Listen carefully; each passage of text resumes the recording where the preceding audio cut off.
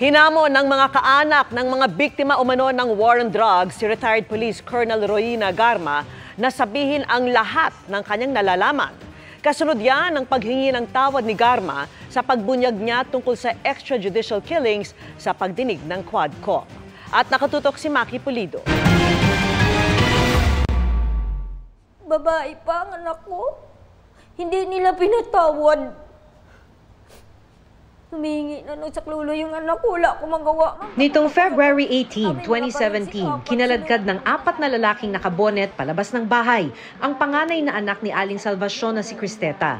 Sa labas ng bahay, 3 beses binaril sa ulo si Cristeta. Wasak na wasak po ang ulo ng anak ko, ma'am. Hindi ko siya maakap. Ginawa ko, kuha na lang akong kumot, ma'am. Binalot ko yung ulo ng anak ko para maakap ko po siya. Isa si Aling Salvacion sa mga namatayan ng mahal sa buhay sa ilalim ng gyera kontra droga noong Duterte administration. Sa sariling tala ng gobyerno noon, mahigit 6,000 ang nasawi sa 6 na taong pagpapatupad ng programa. Karaniwang dahilan noon ng administrasyong Duterte, meron kasi mga nanlaban kaya napilitan ng pulisya na depensahan ang kanilang sarili. Pero may mga kasong tinawag na extrajudicial killing. Pamangkin ni Randy De Los Santos si Kian na inakusahang drug pusher. Binaril ng mga pulis si Kian noong August 16, 2017 dahil nanlaban daw ito sa drug operation. Pero sa CCTV footage, nakita pa itong kinakaladkad ng mga pulis bago siya pagbabarilin. Nahatulan ng murder ang 3 sa mga pulis na sangkot sa pagpatay kay Kian.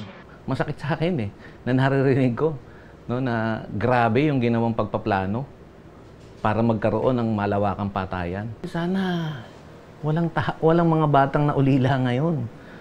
Sana buhay ang mga taong ito. Sa pagdinig ng Quadcom tungkol dito, sinabi ni retired Police Colonel Royina Garma na nagbibigay noon ng pabuya ng hanggang 1 milyong piso kada mapapatay. Sa pagdinig, nagsorry si Garma sa pamilya ng mga extrajudicial killings habang siya ay City Director ng PNP sa Cebu. I am very sorry in behalf of my men na nagkamali sa inyo. I'm very sorry. But I cannot control all of them. Lahat sila trained police officer. Alam nilang rules of engagement. Pero para sa mga nakausap naming pamilya, sabihin niya lahat.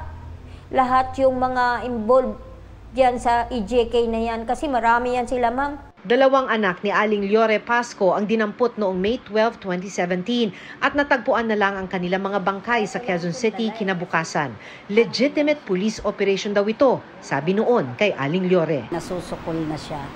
Kaya pero sa aming mga pamilya, hindi pa rin kami naniniwala ng lubos doon at hinahamon pa rin namin siya na sabihin pa talaga kung ano yung katotohanan. Para sa GMA Integrated News, Maki Pulido, nakatutok 24 oras.